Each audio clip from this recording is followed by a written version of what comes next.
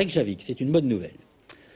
Les messageries conviviales, une manière, disons, pudique de désigner le Minitel érotico-porno. Les messageries roses, ça marche et même trop bien. Dans ce domaine, les dérapages sont faciles, vous vous en doutez, et c'est justement ce qui inquiète le ministère des PTT. Il vient de publier un communiqué dans lequel il s'émeut, et oui, du détournement abusif de ce Minitel aux fins de prostitution ou d'atteinte aux bonnes mœurs, et compte saisir à ce sujet la commission du suivi télématique. C'est vrai que certains ne se contentent pas de télémater en prolongeant leur petit dialogue par des rencontres. Claude Crespo. Tu veux ou tu veux pas? L'élu de ton corps, bien sûr. C'est tellement facile maintenant. 3615 sur un téléphone, un code, et c'est la porte ouverte à tous les fantasmes.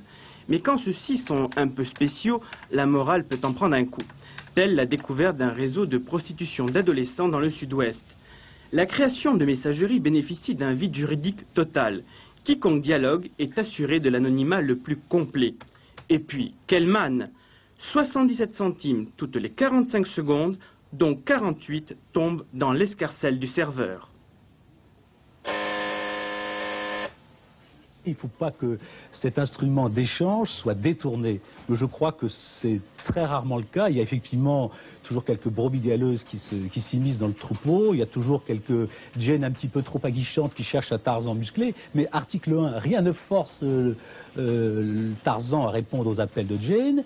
Et d'autre part, il faudra aussi que la DGT, qui assure un petit peu la promotion du Minitel, ne se fasse pas à sa façon, par son annuaire et par l'homologation d'un certain nombre de mnémoniques, c'est un nom un peu barbare pour désigner des noms de code, qu'elle ne se fasse pas un petit peu l'instrument de promotion de messageries qui sont elles purement et simplement pornographiques. Je pense par exemple à Sexapel ou à Xtel.